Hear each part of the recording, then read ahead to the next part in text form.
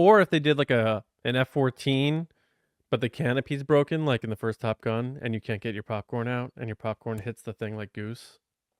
That'd be a good, interesting one. That went dark real quick. Wow, you really took a turn there. Really. R.I.P. Goose.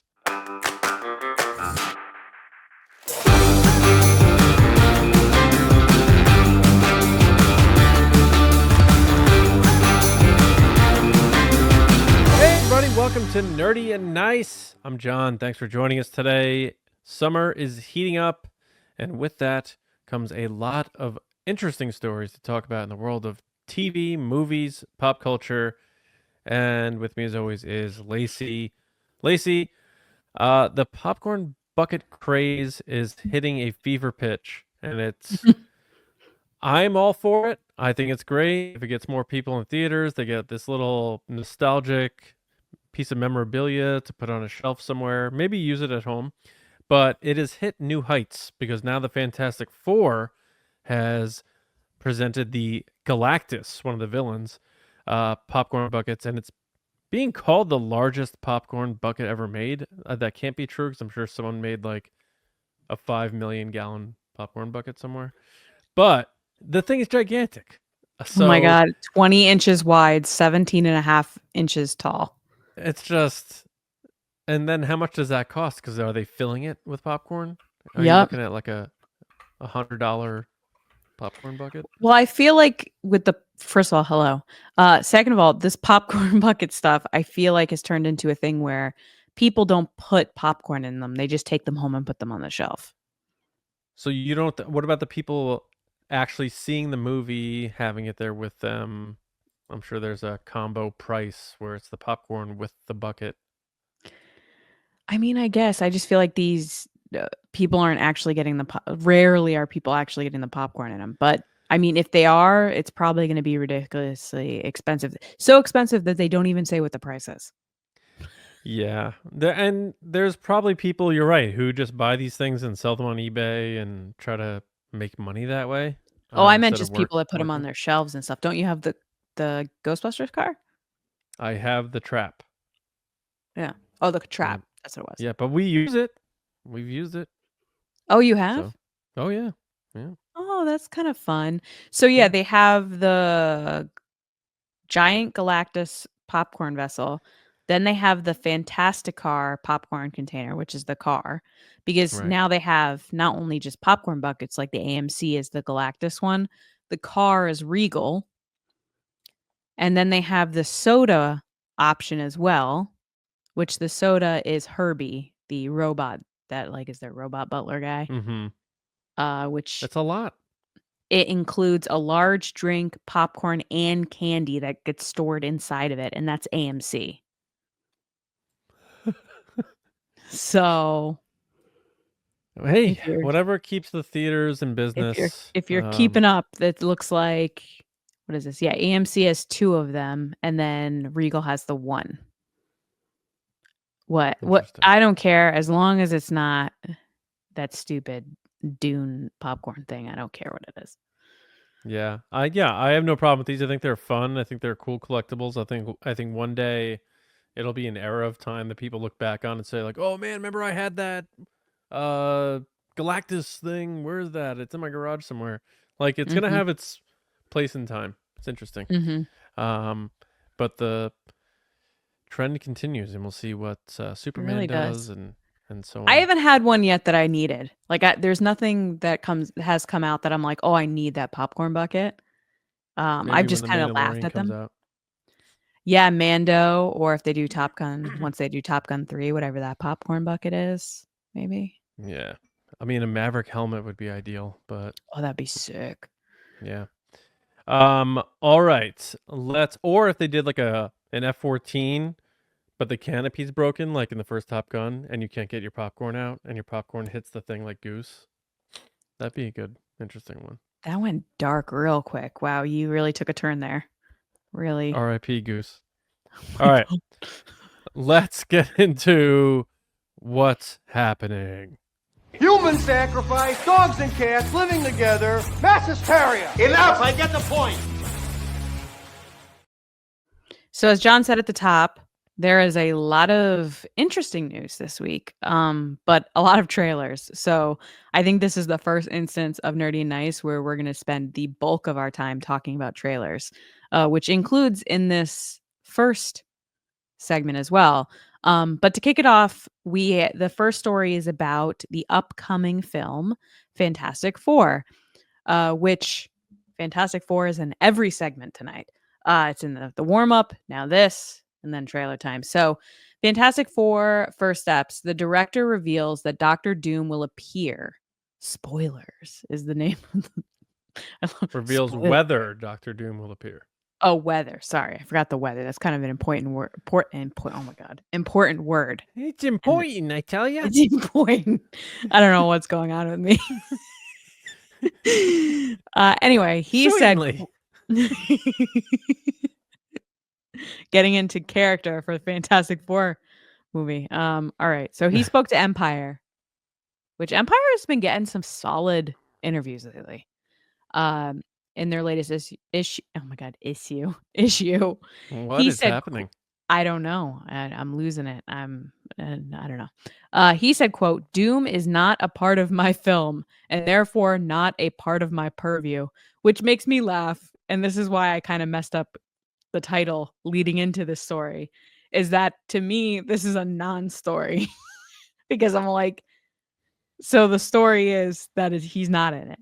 And the headline is like, is he in it? Matt Shackman. Is it Shackman or Shankman? Talks about whether he's in it. And it's like, click. He's not in it. Oh, okay. So I guess he didn't lie to me, but it feels like a bait and switch. You didn't tell me anything. John, what are your thoughts? Well, I mean, Doctor Doom is a primary antagonist for the Fantastic Four, and with Robert Downey Jr. playing the role, people were probably like, "Oh, they got to get him in there to set up Avengers Doomsday. He's gonna be Totally in it. understand that. Totally understand that viewpoint. I'm talking purely on the time it takes to click on the link, open the link, and then just be told, "Yeah, he's not." Oh, sure, yeah. Well, that's the world we live in. But Internet. that's why there's podcasts like us where you just like get the deets, get the info right from us. But it takes about 20 minutes for Lacey to get through the title. But then you get We got through it. We got through it. We did. Get the information.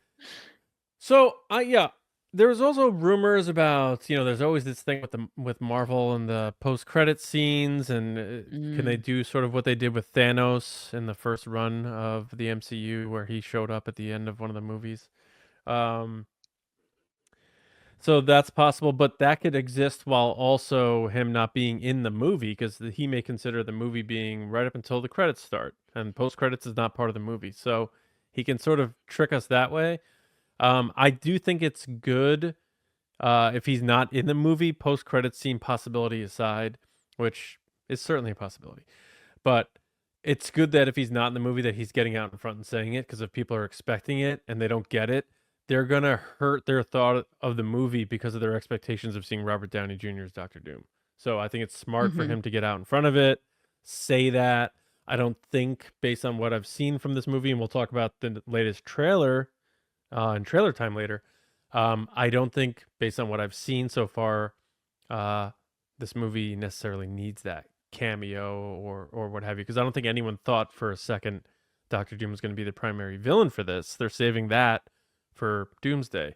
So I think it's just a smart move by the director, and he can have an out if there is the post-credits scene and they show him.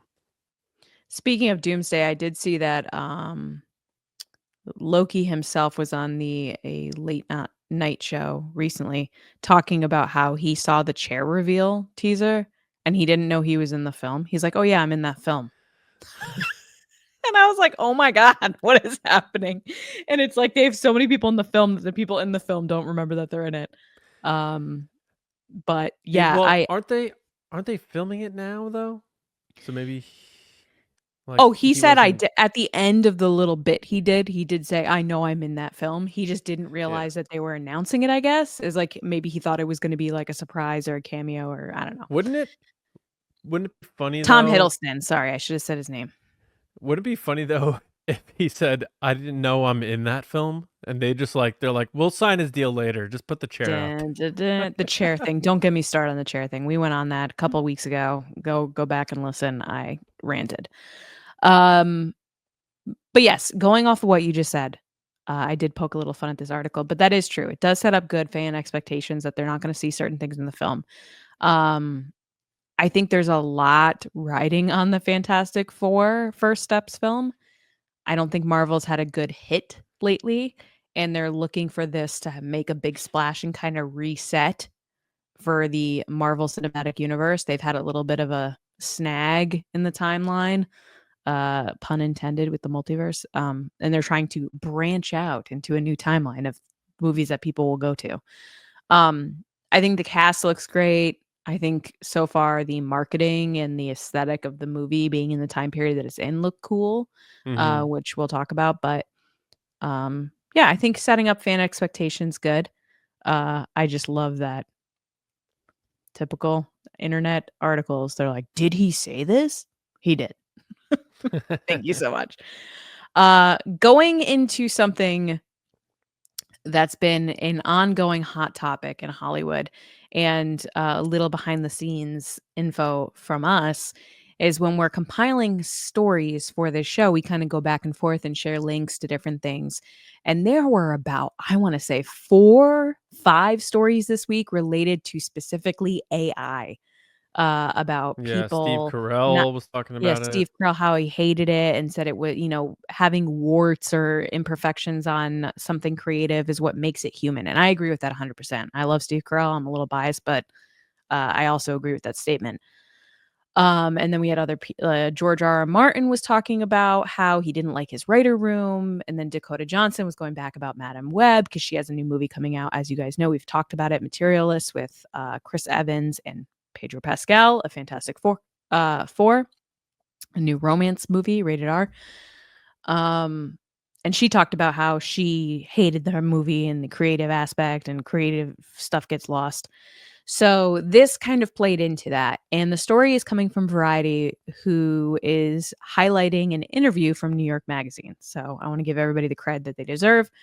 But New York Magazine was speaking to Michael Burns, the vice chairman of Lionsgate, which Lionsgate recently also just bought back, I think, the Saw franchise or something like that. They just I bought saw back some big something franchise. about that, maybe, yeah. Yeah, so that the original guy got his creative control back. And Lionsgate's been making a lot of big moves. Obviously, the studio behind Hunger Games. And I think they're also behind the Megan franchise, that robot franchise, and John Wick, obviously, which has been a huge success. Lionsgate's kind of killing it. But anyway, this story is not killing it, which is Vice Chairman Michael Burns talks about AI. And Lionsgate announced last September that it inked a deal with an AI startup, Runway, to allow filmmakers the chance to augment their work and help the studio enhance and supplement their operations. Now, the first thing when I think of, art and creativity and human connection is augment, enhance, and supplement. But Michael Burns stresses that he is very excited about it. And he said that he can't wait to take things and make them different. And his example is, say, John Wick, or Hunger Games movies. Now we can say, do it in anime, make it PG-13, and 3 hours later, I'll have that movie. But now I can do that and resell it. Because nothing says creative love for movies and filmmaking like, I'm going to stick this into a blender, mix it on up, pour that nice shake into a glass, and resell it back to you. I hate this. And no one's surprised right now hearing this from me. I hate what's being done with AI. I think there are lots of great ways that AI can help people that are have disabilities, or people that need some type of help with like language barriers. I think is a great way. I used it in Japan, ChatGPT, to speak to people in Yeah, no, I Japanese. don't think anyone's saying that. No, but I'm saying those are I'm okay with. This I am not. I hate I'm going to stick this thing, whether it be film, TV show, photo into this machine, and now I'm a director and I'm a creative person and I've created this thing that it's popped out. You did not create anything. You took something from someone else and then just mixed it around, and then you're like, I made this. It's the Jurassic Park thing when Ian Malcolm's saying like you stood on the shoulders of giants, and you basically just took the super easy way to doing this thing without thinking about whether or not you should do it. Yeah, the Hayao Miyazaki Studio Ghibli trend that was trending right before we went to Japan actually was probably the most infuriating thing I've ever experienced online. Like, I've never been so angry. I just don't think that this is the way that art should be taken in. I don't think it should be celebrated this way. I just feel bad for the people involved, because I guarantee the people that came up with John Wick or Susan Collins who came up with Hunger Games is not saying, yeah, take my properties and spit it into this machine and, keep making money off of it. That's not what people intend to do, but I might be wrong. I might be wrong about that. Maybe the people just want to crank out more money, but I feel like the love and care and thing that makes us human is art, and it's getting lost along the way for stakeholders and profit revenue and supplements and whatever other buzzwords Michael Burns used, which is not lost on me that his last name is Burns in this article. What are your thoughts, John?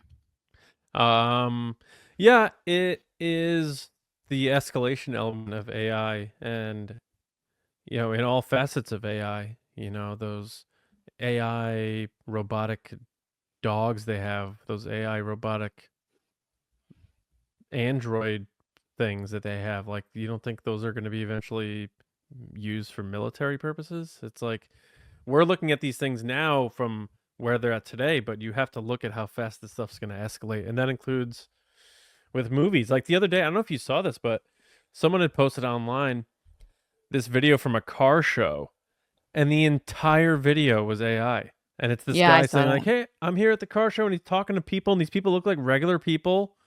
It's startling, and it's so scary to think of from a real world perspective, but trying to keep it to entertainment for the sake of our podcast. The first thing I thought of was like the Disney live action remakes they're doing, and it's almost like they're like, okay, well, Snow White didn't do well, but we spent $300 million. If we only have to spend $10 million, we can remake the animated version into a live action version. And I'm not saying Disney's thinking that, but on the theme of escalation, if Lionsgate starts doing it and it starts becoming consumed by the public and with no care on artistic morality, those other studios are going to be like, yeah, we're going to do this too then. And then it's going to become a question of like, man, like, would Walt Disney have wanted this? Like, would George Lucas, like, what would George Lucas say if you asked him about this? Like, how, because he's talked about AI and light and magic, and he's always about the future and innovation and stuff, but there's always that line between being someone who's actually a human being creating something from their imagination to just plugging an idea into something and it generating with no effort, no blood, no sweat, no tears, nothing. And then it leads me to thinking like there has to be regulation on this stuff for art, but for the world. And also somebody like one of those anonymous type people, those accounts are going to be smart enough, like hackers or whoever, to identify this stuff through code or something. And some studio is going to do this in an egregious way and get caught, and it's going to cause a massive scandal across Hollywood. You mean like the studio show where they're going to make Kool-Aid with AI animators, remember? Yeah, right. Yeah, I think it's going to happen, but it's going to be covered up as though they weren't using it, and it's going to get blown up. It's going to cause this huge thing. It's going to lead to more strikes. It's going to lead to more issues. But also, hopefully, through all that, it leads to some way that it can always be identified in art that it was AI and that it gets a label on it if it used a certain type of AI within the movie. So if people decide they don't want to support that, they can make that choice. Otherwise, we're in big trouble. So it is startling to me. And it's also this new theme of these just too rich to lose people, like this guy. And he's not even the executive of one of the biggest movie studios, just saying the quiet part out loud. Like, this should be things he's saying in a meeting and not to the public and not to people who are like scratching by trying to do a base level version of the art that it takes to make these movies because they can't make it. It's just amazing that he's just like, yeah, we can just do this. It's this like Jeff Bezos, just Elon Musk, like say whatever you want because you can't touch me mentality. And then certain people gravitate towards that. So I'm going off the beaten trail here, but I think you get what I'm saying. It is dangerous, and I'm not asking people to look at it as it stands today. Look at it and how it's going to be in 5 years from now. It is going to be shocking beyond belief what they can do and will do, because clearly this guy's no problem saying it. Yeah, my problem is with AI in general, and just quickly before I get to the point I'm about to make is, I worked with a client for a couple years now, and is someone not in the entertainment space, just in marketing. And I can tell you right now that higher ups at these companies are pushing AI as an initiative to save money, to cut costs, to cut people. They're pushing AI. How can we make more money for less? So to answer your question, John, like I don't know why he's saying this part out loud. It's because it's a bigger initiative at Lionsgate to push this. So he's out in front of it because it makes him look like he's a part of the big wave of technology. He's a part of what's next, not realizing what he's saying. That being said, they give a little blurb about the company called Runway, which is based in New York City, and they say that the company is, quote, shaping the next era of art, entertainment, and human creativity. And the point I'm going to make, which I always tend to get to at one point with AI, is this isn't human creativity. This is a machine and a computer and code making these things. And again, what makes us human is our art, is our connection to one another, is community, is the human experience. And they're taking that out of this. Like, that's why we connect with these stories and books and comics and TV and movies, is because it's the human experience. It's empathy, it's feeling, it's emotion. And I'm sorry, like the fact that these algorithms, machines, programs run on examples and stolen work. The fact that these companies have come out, including OpenAI, which is ChatGPT, and said, yes, our program would not be possible without being trained on so much stuff on the internet, on books, on art, etc. Like, that's stealing. You're stealing someone's ideas, someone's creativity, someone's livelihood, and putting it in a machine and then spitting it out and saying, but we just made Hunger Games and anime. Then hire some anime artists from Japan that have been studying this for 40 years and let them hand paint your work. Why do you need a machine to do it for you? Oh, why? Or like, because it's not about making an anime. It's about making money. And that's what this is about. And that's why I get so infuriated. So that's all I have to say on this. And then I think I'm good. And then we have our next story, which this is not AI. We're cheating a bit here because we're doing a discussion about a trailer before trailer time. But we for are, good but reason, I'm because it's so the whole shebang here. Yes, I am so excited that this is kind of our bigger topic tonight. Me this too. is not AI related, and this is true creativity from the music to production to costumes to the actual artists and actors in the film, which is Wicked for Good. First look and trailer was released with the continuation of the story of Wicked, which you guys know I watched it on the plane going to Japan and from Japan. I loved it. I cried. It was amazing. I'm sure John M. Chu, the director, did not intend for me to watch it on that tiny screen on a flight, but I did, and it was wonderful. And it's everything I love about the movies and art. John, you thought it was fine, right? You were like, it's okay.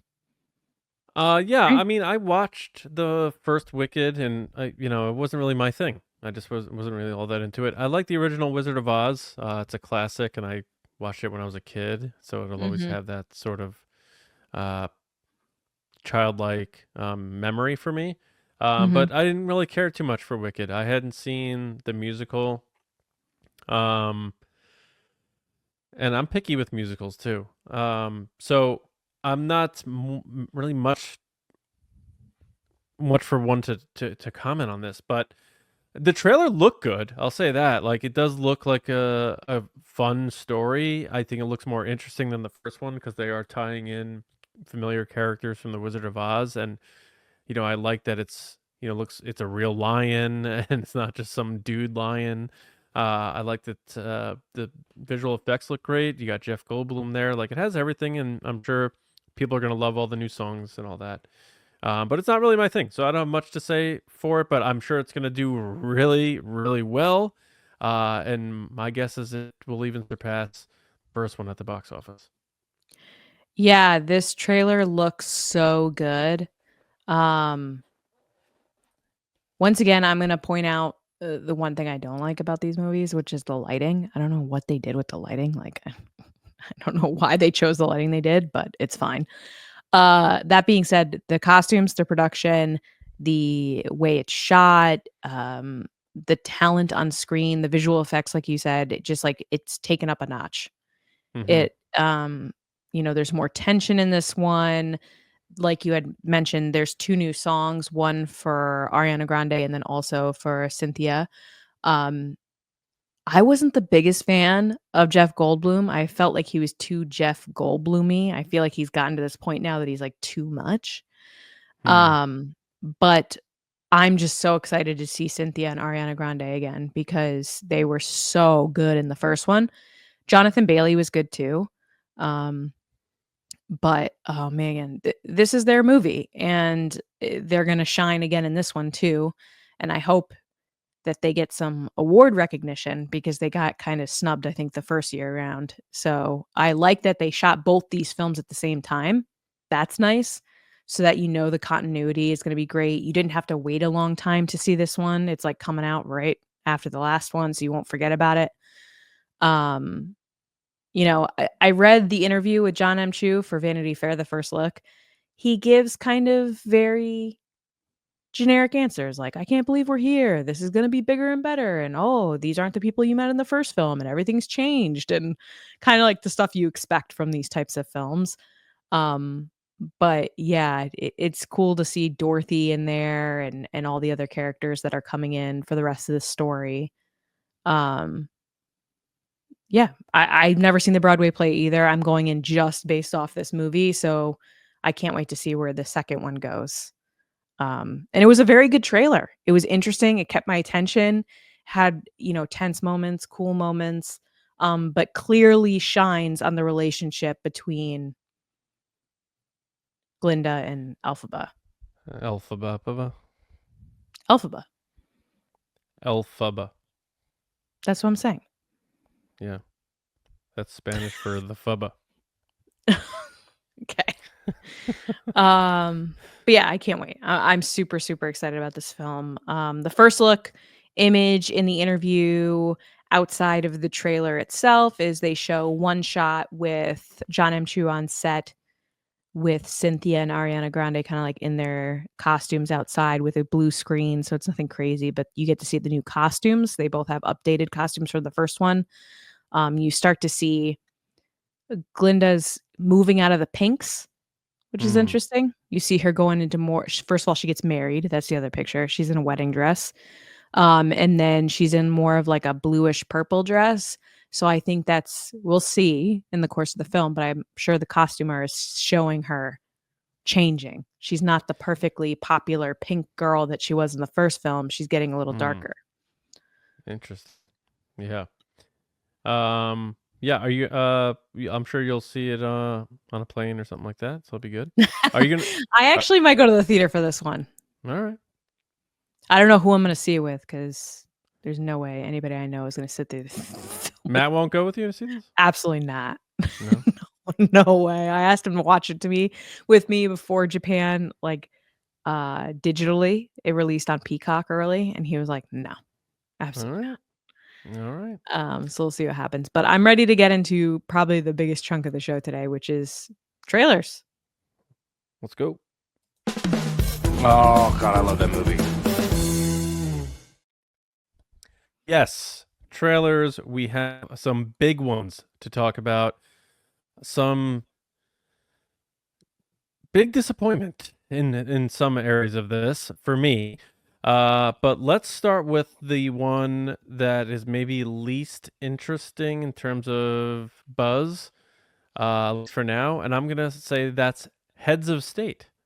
So this is coming to Prime on July 2nd, so less than a month. You got the current WWE champion John Cena playing the President of the United States, and Idris Elba playing the Prime Minister of England. And they get into a bit of like a Die Hard situation. It's sort of like, it feels like Air Force One meets Die Hard or something. And there's clearly a lot of humor in it, a lot of action, but also a very break the fourth wall nature, at least in the narration of the trailer. But Feels very Lacey, Heads Deadpool. of State. Yeah, right. Heads of State. Is this a good trailer? We watched it before we recorded, and you seem to laugh at a few spots. So, is it a good trailer? Are you interested in it? And do you see yourself, or Matt, who I know likes action movies, do you see him watching something like this? Well, it's good to see my ex-coworker John Cena really getting work. You know, like just keeping his career going. Wait, did you used to work at WWE? I did. I know. Someone in the reviews was like, "Shut up, nobody cares." I'm like, "Okay." Didn't you talk about that like earlier in this episode? That you were at WWE with a No, it was TRB, I think. Oh, Or okay. Patreon exclusive episode. One of those. Whatever. Anyway. On every episode, Lacey mentioned she worked at WWE. Only when it's related. She's like, speaking of sports, ever hear of Titan Sports? I actually have never heard of that, and I don't know what you're talking about.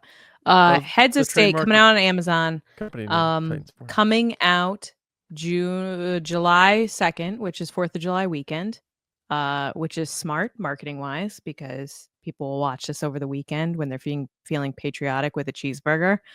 And I would say that's probably what this film is. It's a popcorn movie. It's, we ordered a pizza. The cheeseburger movie. Let's put something on, we got some chips. We're chilling out. It's Friday night.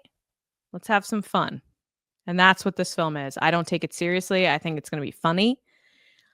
But I'm not going to sleep on Prime because there have been at least 2 or 3 times in the past, I don't know, year or so that I've been like, oh my God, this film's going to be terrible. And I watch it on Prime, like their original action films, and they're always decent. They're always like, oh, better than I expected. And I feel like more than any other streaming service, Prime is going very heavy into the action films with Chris Pratt and, John Krasinski, and they're doing a lot of the action stuff. And now they have James Bond. So, yeah, I'll watch this. I heard that new sort of video game. What's that new sort of like what's that movie with Nick Cage you wanted me to watch? National Treasure? That Amazon's new version of that with like John Krasinski and Natalie That's Apple Portman. TV, Fountain of Youth. Oh, that's Apple TV. Okay. Yeah, I heard that. I heard that was really bad, but I still want to watch it. Anyway. I thought that was Amazon. My bad. That's why I said it.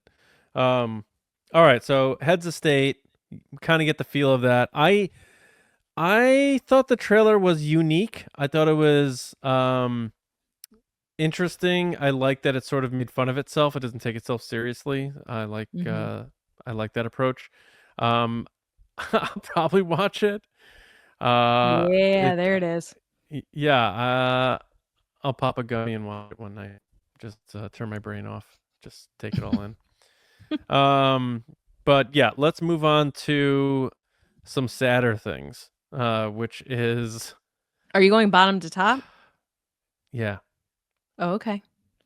Yeah, we'll finish with the big dog.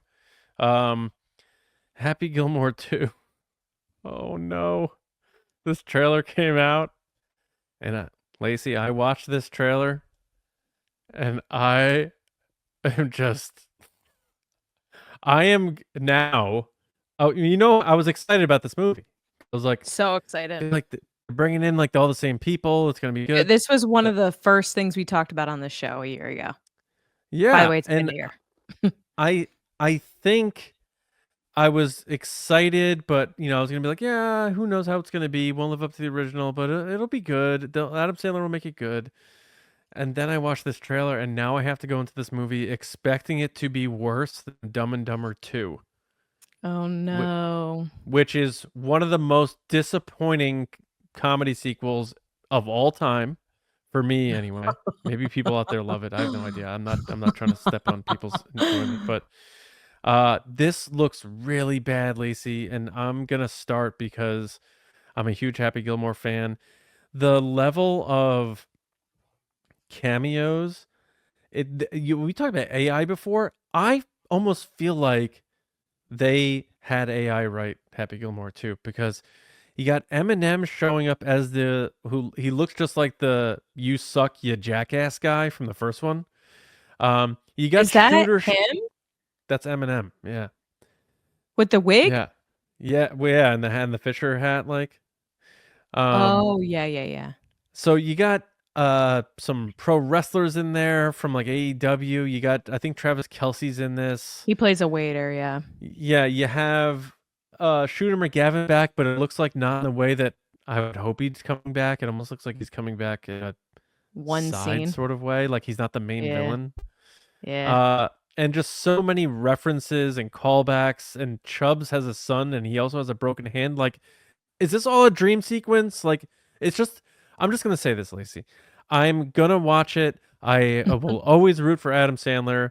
I hope it's good, but this is a horrible trailer, like horrible trailer that has forced me to lower my expectations to the point where I'm going in expecting it to be worse than Dumb and Dumber 2 or like Son of the Mask with like Jamie Kennedy or even like Anchorman 2 stunk. Like it's not going to be good. And as long as I go in that way, maybe I'll get something to take away from it.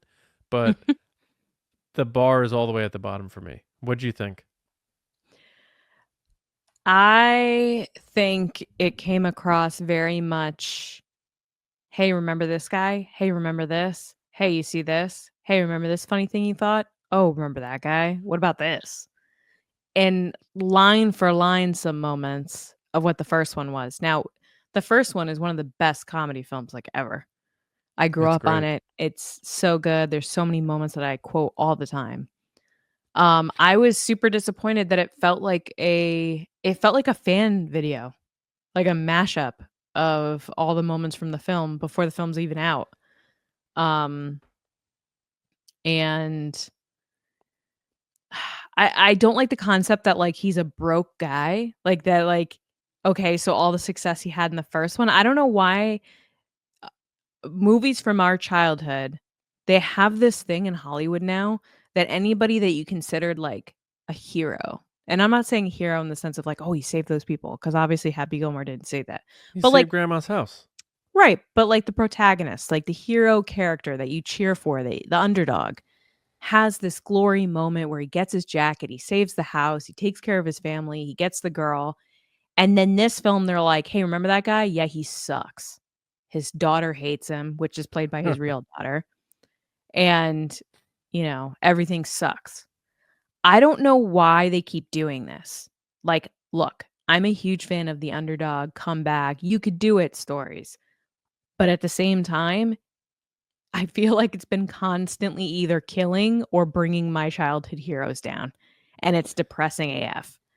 And I have a feeling, if I was to make a guess, that Adam Sandler's character gets married to Julie Bowen and like loses all his money because she gets cancer or something and he has to spend all his money trying to save her.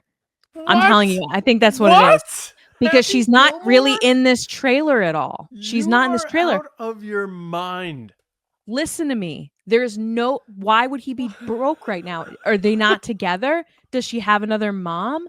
Like, because she only mentions her in the trailer in her happy moment. To me, that says she's dead. That's so then bananas. I'm going, okay, if her character is dead, then why would he be so broke? And the only thing I can think of is that he tried to use all his money from golf to save the situation. Unless they end up getting divorced and then he has no money, but then why would he have the daughter? Like, it doesn't make sense. I'm trying to make sense of this thing that doesn't make sense. All right. The only way you understand for what I'm that saying? I understand what you're saying, but that came out of left field. I was not expecting you to drop like a She's cancer in the bomb. trailer, but only in her happy place moments. Now, All right, why well- would the daughter view Julie Bowen as a happy place? Because she's dead. No. You don't see her on the Because- golf course. You don't Because see there her were with a lot happy of people in his happy place too. Like his just- grandma was in his happy place. She was No, alive. Chubbs was in his happy place playing piano. I have my hand Yeah, back. but so was grandma on one of them with the money. Okay. But so the only way You're gonna hate me if I end up being right. if you're right, there might as well be, because this movie looks like it's gonna be absolute dog shit.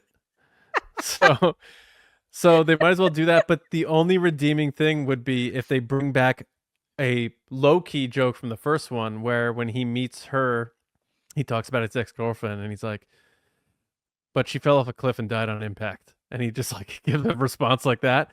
So if he meets someone new in the movie and he's like, oh, I had a wife, but she had cancer and she's dead.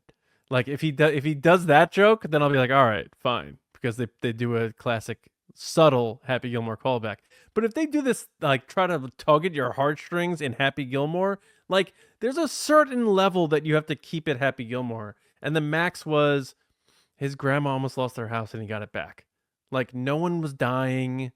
Nothing bad was happening. Even the people that should die, like he got I hit gotta by a go back and car. watch the trailer. I've watched it twice through before doing this podcast. I know, but I want you to point out the parts in the trailer that Julie Bowen is alive as her character Oh my God. on the golf course. She cheering might him be on. dead. She might be. I mean, Kevin Smith did that with Clerks 3, You but that's never more like serious see thing. her with him in a All right, live setting, and you never hanging- see her with the daughter. It's a shit trailer. Like, let's not go But that's over. an important dynamic. I love Julie Bowen. I was so I excited know, for her to but be. That was maybe my that's favorite just a part. bad trailer. Maybe she's in the whole movie. Yeah, we don't know. I don't want you to like hang your whole soul on this little call here and then John, it blow up in your face. what's the name of this segment? Trailer time. Why? So what are we discussing? The trailer. No, I know, but I'm saying like you're theorizing in a way that it just blew my mind, because my mind is not going there at all. I love that But- we watch trailers and I'm like, based on these three things, this is kind of the guess I'm making, and you're like, what? We haven't even seen the movie yet. But Yes, I mean, like, we are and people are gonna discussing say, like, no, people died in Happy Gilmore. Chubbs died, and it's like, yeah, he died. I already but said that. I said that already. he died in a funny way. Like it was a hilarious death. It wasn't like Chubbs got cancer and on his other hand, and they had to take his other hand, and then too many Look, wooden hands I'm not around. saying I want that to be the case. I'm just saying she's not in this trailer at all, and it's weird to not lead with Julie Bowen. And the only explanation of why he'd be so broke and can't afford his daughter's dance school is because he used all his money elsewhere. He's not a You know what else? gambler. Why would You he know be what drunk else? at the beginning of the film? Because he misses right. his wife because she's dead and he's When a this drunk. doesn't happen, we're just gonna post this whole segment. Here's the or thing, it does so- happen, and you're gonna be like, no. What a lot of people don't know is that there was a ghostwriter that didn't get credit who basically reworked Happy Gilmore. Do you know who that person is? Is it me? Yeah. You were 7 years old. I'm You just were like, joking. give me that Happy Gilmore script. I got to clean this No, up. isn't it Carrie Fisher? It was Judd Apatow. Oh, Judd Apatow. And he didn't get writing credit for it, but apparently he really did a heavy amount of work on it. He doctored it, yeah. Off of the drafts that the guy who wrote it and got the screenplay credit for wrote. Now that guy's back, but I don't know that Judd Apatow came in and did any of the writing. So it almost feels like this movie, at least by the trailer, because we're talking about the trailer, looks like he approached it from like his Little Nicky Hubie Halloween lane of like zany, very bitty, very like referential stuff, and not the Happy Gilmore lane, which is more of like in the spirit of Big Daddy or even Wedding Singer, where there's a charm to it, there's a heart to it. It's not all yelling and carrying on and punching. Yeah, so I'm curious if this was just a bad trailer, because it's a bad trailer. Like when whoever put this out and was like, this is it, this is the cut, people are going to lose their mind. I don't know if they should do this job, because I was excited about Happy Gilmore 2, and now I cannot allow myself to be. What a bad, probably one of the worst trailers we've talked about on this podcast in our first year here. So the shot at the end with Happy and Shooter McGavin, it looks like Adam Sandler's about to start laughing. Yeah, and it looks like they forgot to add a scene with Shooter McGavin, and they were near a graveyard or something. So they're like, let's hop over here real quick and shoot something. Christopher's in town. Or he's visiting his wife's grave because she's dead, and Shooter's he's visiting there. Grandma's grave, and Shooter went there to like pee on it or something. That? I mean, you want to make a bet? Not really. And here's the bet. Whoever loses, we have to go to a golf driving range, and you have to like wear a padded suit and let the person hit golf balls at you. Okay, I'm not doing that. Okay. No. All right. So no bet. I get it. You're not confident. I understand. All right. I will buy beers for you to drink while hitting golf balls. I will not. Oh, you know what's funny about the whole thing? We still have a bet where you owe me the pizza. And I've tried to bring you that pizza multiple times. We also tried to get a pizza in San Francisco, and it didn't come. So I was like, maybe. Oh my God. Yeah, we did. I bought you the pizza. Well, the podcast did, if we're being fair about everything. No, I paid for that.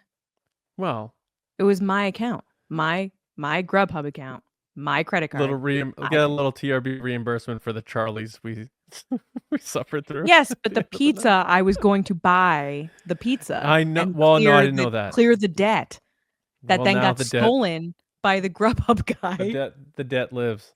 Which, from my understanding, is like a normal thing that happens, that they steal your food. Like someone else was talking about that to me recently, and I was like, "What?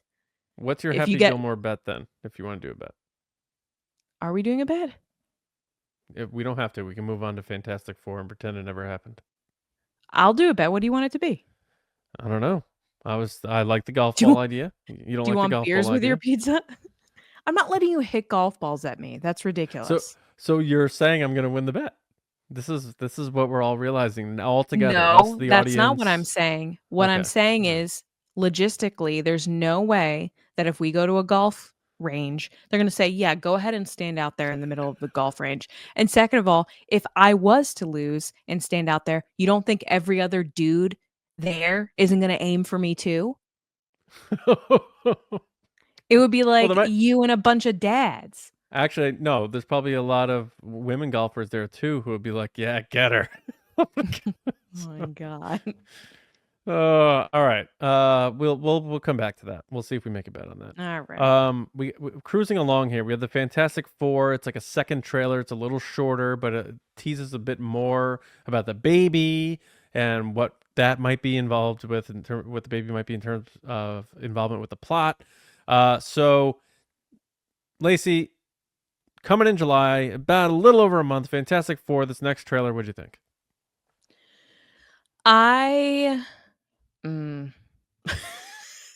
Fantastic Four. I like the music. I like the look of it. I just, for some reason, can't get connected to this movie.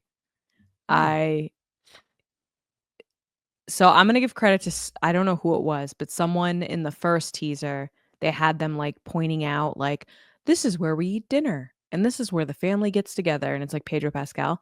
And someone pointed out that Vanessa Kirby looked like she was pregnant by the way she was walking, but she had no pregnancy belly.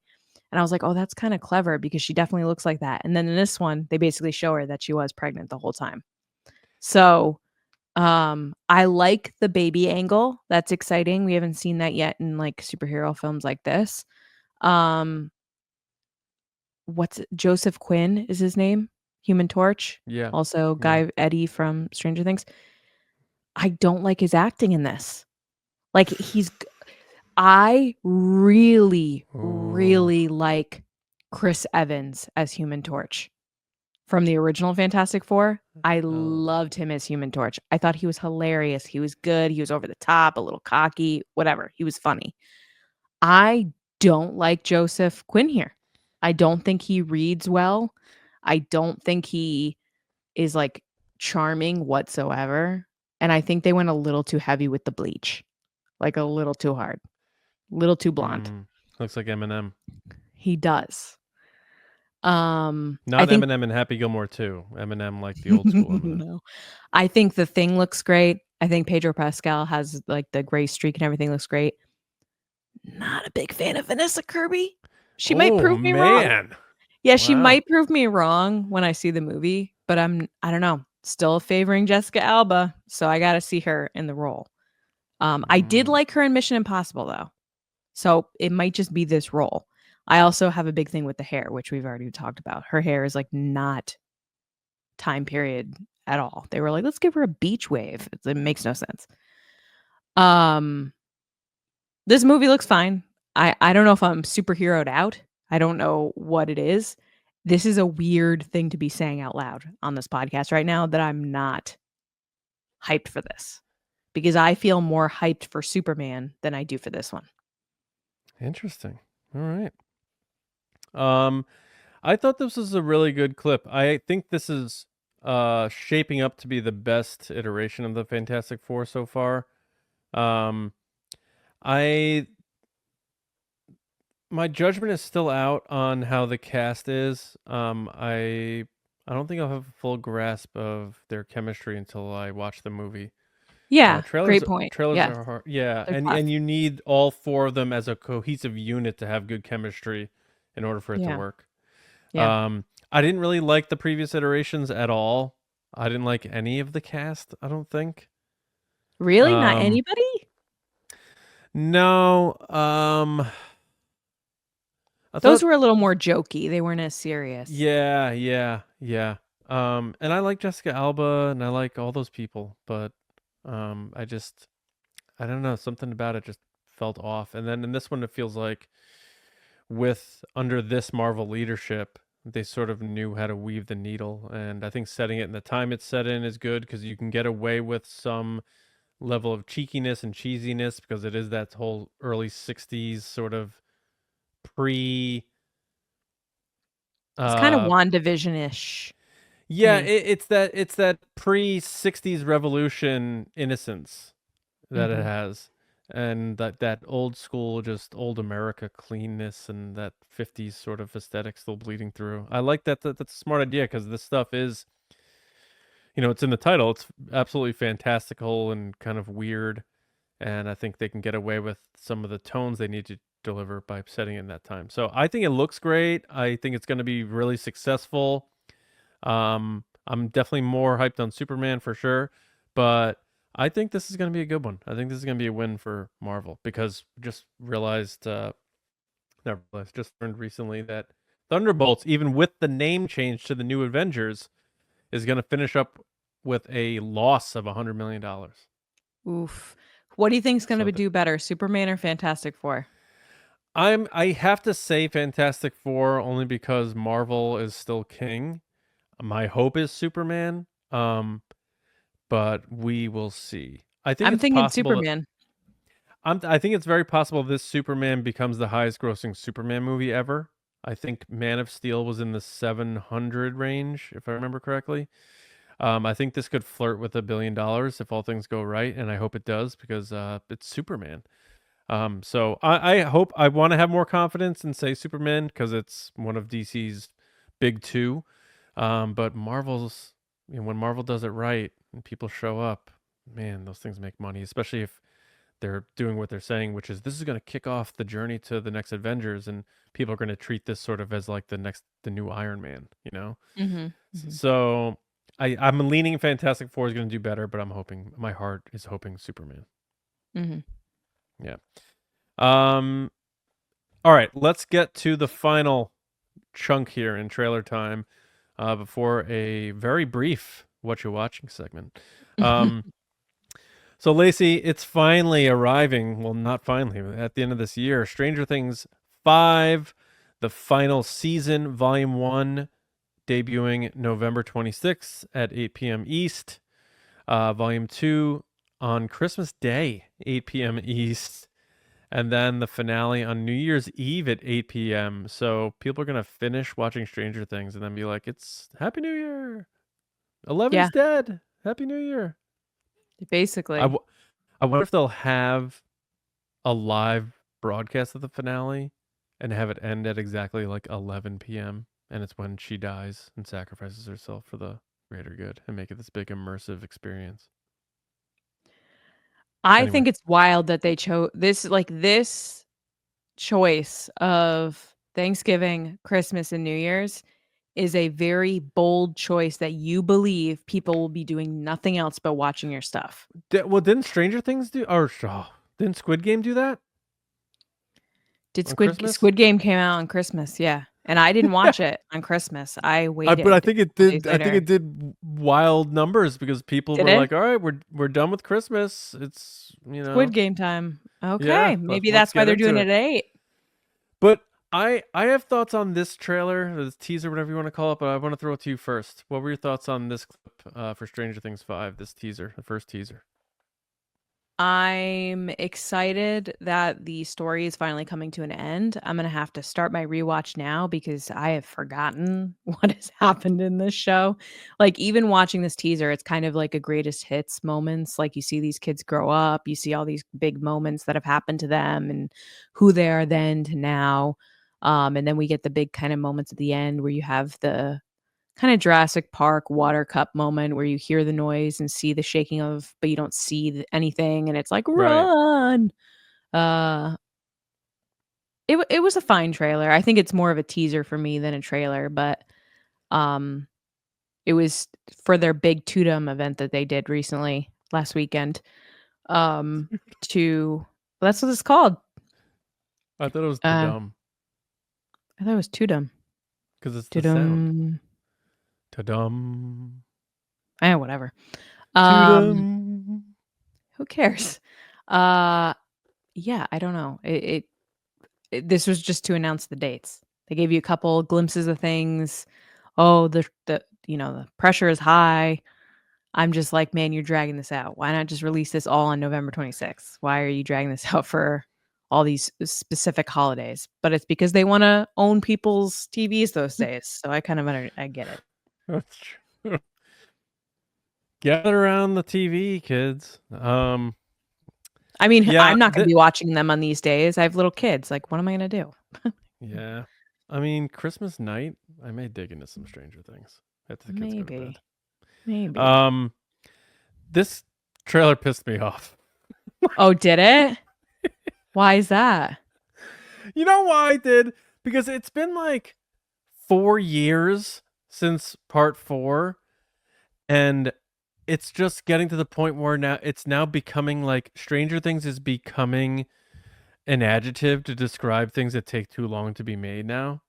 It's just like it's defined that thing where TV shows used to come out every year, there'd be the new season, and now with these new versions of no commercial premium television, usually if it's not every year, it's every other year, but now it's like years and years, and they're like they're dragging it out. Yeah. Some of the cast members are now in their 30s playing kids just out of high school. It's kind of crazy. And I love all the memes of people posting pictures of the older actors pretending they're Stranger Things. But it just bothered me because we've waited this long.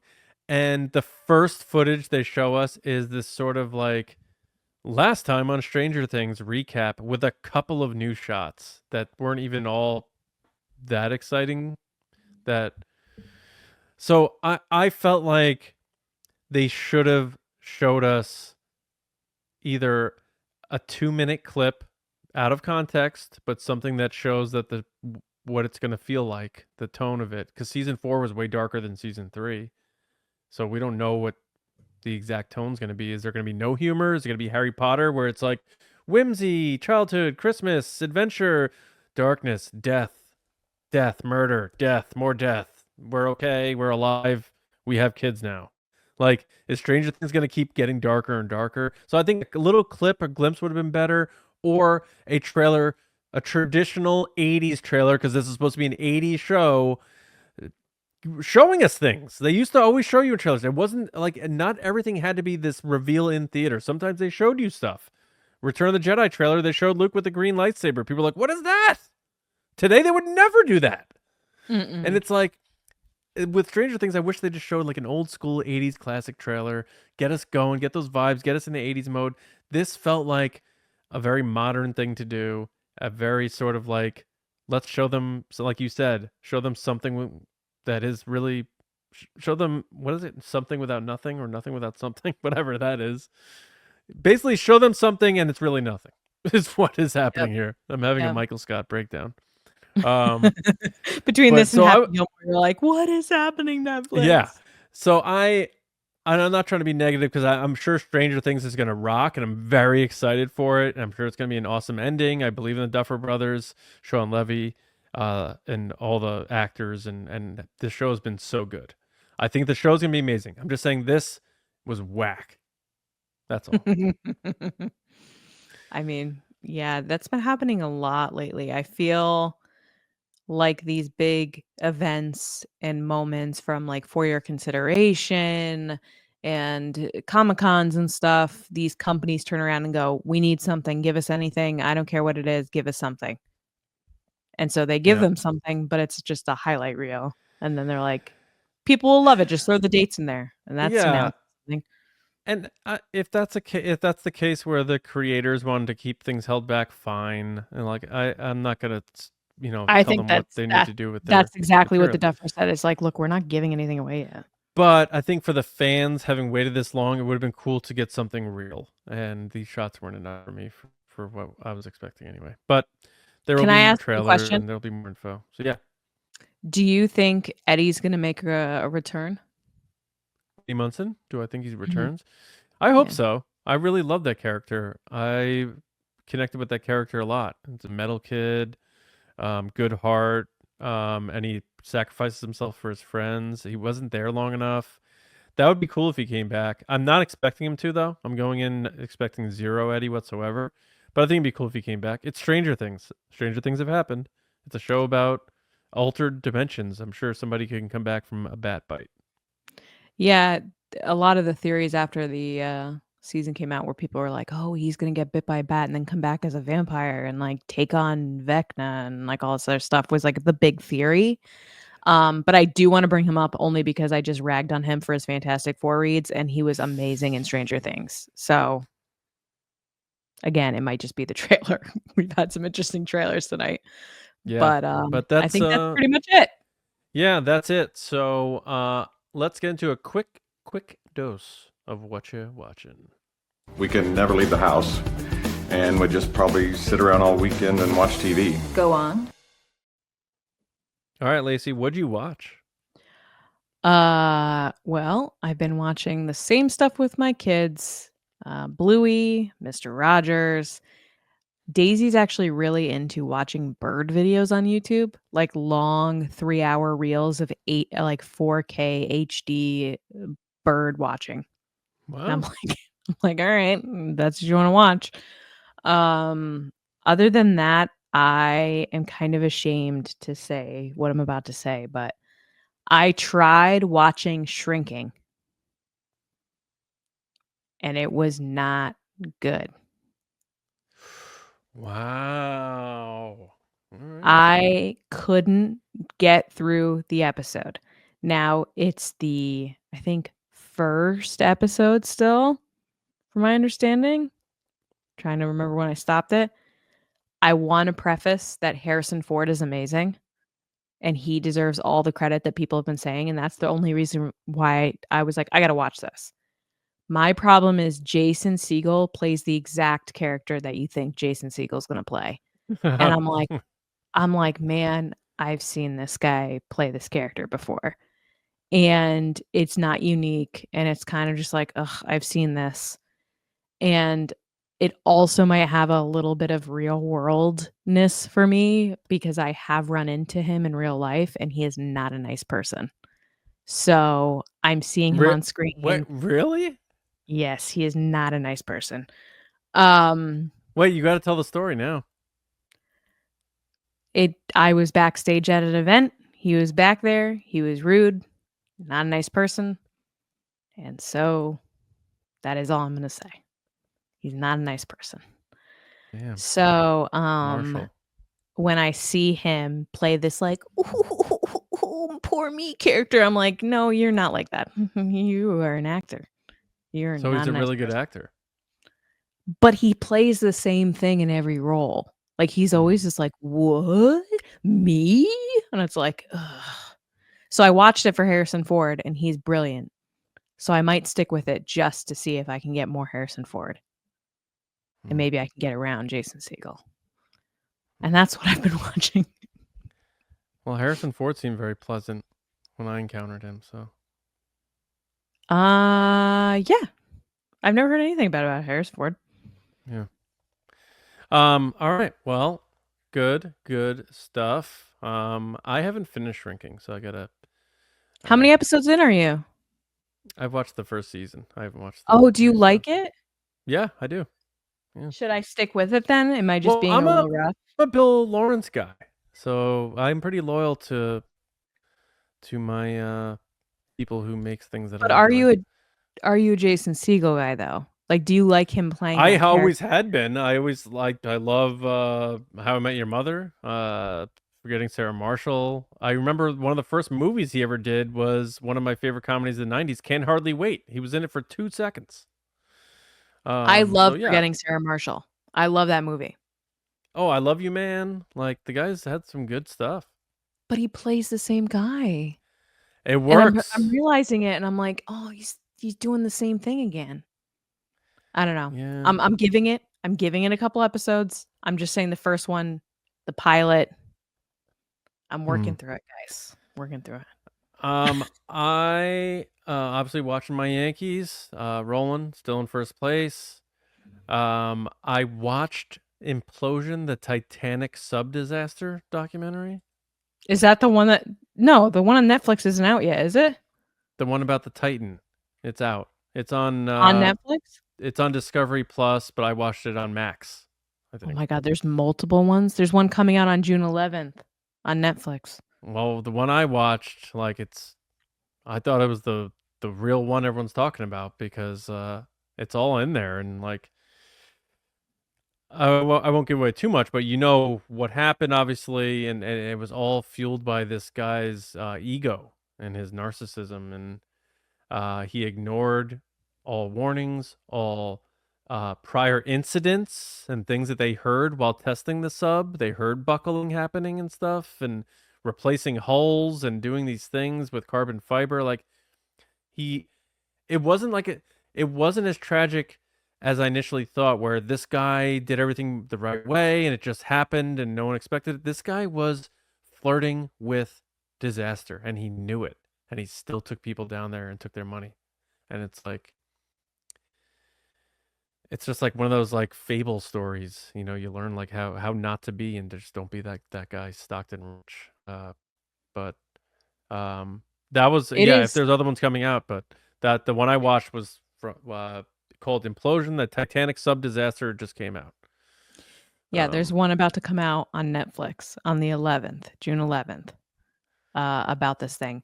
And I'm just gonna laugh a little bit because you're like, I thought it was this guy that like was just going down there and didn't really know. I knew all the other stuff, so I'm going, you didn't know that this guy was a terrible human being? No, I knew he was really rich and he was sort of self-funding this OceanGate operation. Terrible person.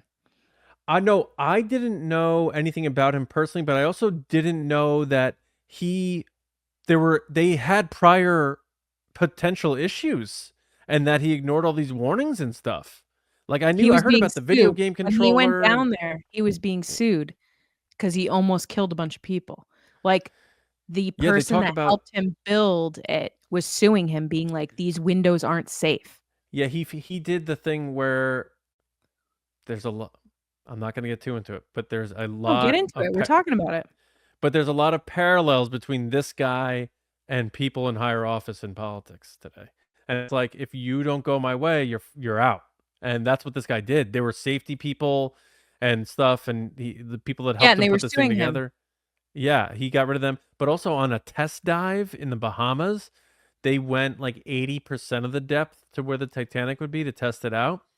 And they said they heard like a bang as though it had already started buckling at that depth. And when Mhm. they crashed, they were like right there at the Titanic pretty much. Yeah, they were there. Yeah. But the pressure down there is like, what is it, 2,000 square feet per inch or something like But I'm that? saying he knew that happened in that depth, and he's like, we're still going. We're still going to Yeah, do these he's Titanic 'cause trips. people that It was have a a lot of tick. money seem to be like untouchable. They're like, they They were think that like it literally won't happen to them. they were literally in a ticking time bomb. That's exactly what that was. I think for me, of all the people that are in there, the worst one was the son that went down. That was Yeah, trying to because make his dad wasn't happy. he scared about it or something? He didn't And wanna go, and his dad was like, "This is my Father's Day gift. You need to go." And so the kid went, being like, "Dad, I'm what? really Then scared." that guy was an asshole too. Like, I remember when this happened, the mom and sister released text messages of the son being like, "I really don't wanna go. It's terrifying. That's so scary. I don't wanna go." And then the kid died. Yeah, I think I Yeah. remember hearing something like about him not wanting to go. Yeah.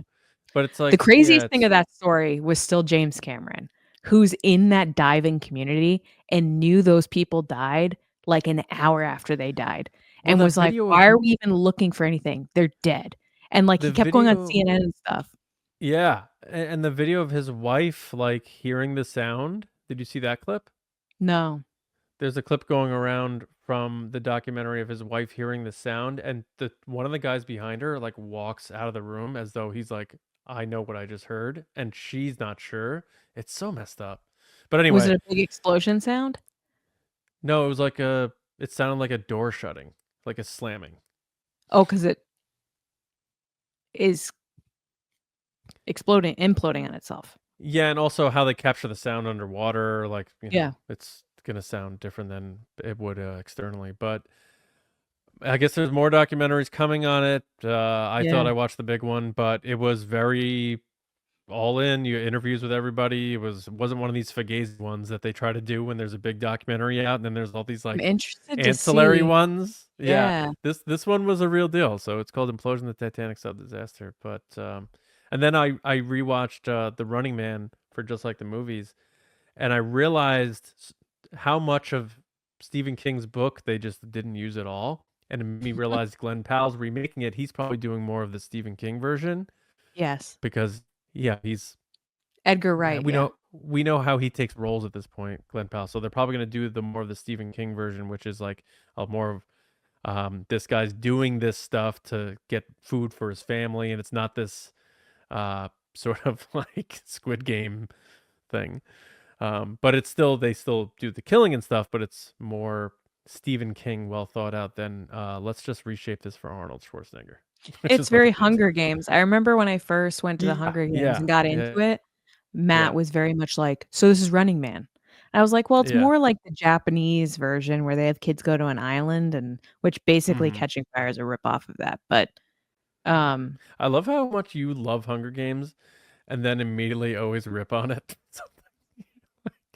I love Hunger Games, but you No, I can't know look it's at funny. it and not see the references to other pieces of media. Like Running Man came out before Hunger Games, which Caesar Flickerman's character is very similar to the TV announcement guy in Running Man.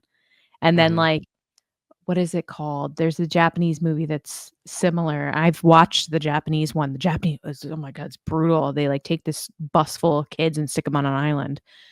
And I watched it before watching Catching Fire, and I think it came out in the 90s or the 80s, and I watched what is it called? Now it's gonna bother me, I need to look it up. And I watched Catching Fire after the fact, And I was like, oh my God, this is like a blatant ripoff. Battle Royale. It's from 2000.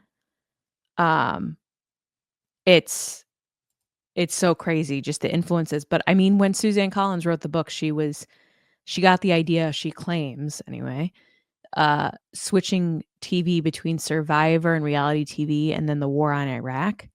And so she said, like, between switching the channels on TV, she got the idea for this book. Very good. Well, there's your lesson, folks, on how the Yeah. Hunger Games were conceived. I'm excited to read the new book. Maybe when I finally read it, I'll give a quick synopsis in my What You Readin'. What you read it? Our new segment. Well, I'll do it as what you're watching, just listening. What you listening? Yeah. All right. Anyway. Cool. All right. That takes us to the end of the show. Thank you all so much for listening or watching and being a part of what we're doing here on Nerdy and Nice. Thanks for being part of TRB. Resistance Broadcast will be back with you on Thursday with a new episode. Hope you enjoyed our State of Star Wars episode this past Thursday. Had a lot to talk about there, and we had a lot to talk about here. So make sure, you're subscribed to both Resistance Broadcast and Nerdy and Nice on your favorite podcast apps, and of course right here on youtube.com/@TRB Podcasts. And our Patreon. If you like nerding out with us every week, check out our Patreon, patreon.com/TRB Podcasts. In about a week and a half, next Wednesday, if I'm doing the math right, Yes. we're going to be doing our next watch along. And it'll be that week anyway. We'll give more details later, but we're going to be doing Indiana Jones and the Temple of Doom on our Patreon. Lacey has never seen Temple of Doom, so it's going to be a very awesome experience watching her watch an Indiana Jones movie for the first time. So join us on Patreon. You can do that by going to patreon.com/TRB Podcasts. The watch-alongs are just the tip of the iceberg. We have so many things on our Patreon, bonus mini episodes of the podcast. We have a Discord server. We have live chats. We have so many things, merch for certain tiers, stuff at live events. Just check it out. We appreciate all the support. And I do have to say a special thank you to these people here, our movie star generals and silver screen spice runners, the generals. Carmelo, John Risi, Jetta Rosewater, Frank Grande, Nick Kratz, Chris Morales, Danny, Mike Ramori, Brendan McLaughlin, Sneaky Zero, Dave Horn, Cullen Cormier, Stephen Garrow, Sachi, Darth Snips, and Armin Rojas. And the Spice Runners, David Probus, Neil Shah, Kendall Gilner, Andrew Staley, Jeremy Myers, TheFortWorthian, and Brian Smith. And however you support TRB, Resistance Broadcast, Nerdy and Nice, we appreciate it very, very much. Lacey, where can people chat you up? People can find me on social media at Lacey Gilleran and on TikTok at It's Lacey Gilleran. And me at Johnny Hoey on Blue Sky and X. Hit me up. Talk about baseball, talk about Star Wars, talk about movies, let's talk about whatever. And from us, we'll be back with you in a week with Nerdy and Nice. And again, Resistance Broadcast this Thursday. Thank you all so much for your support. Thanks for listening. Thanks for getting nerdy with us, because Mondays are for the nerds. And until next time, we'll see you around, kids.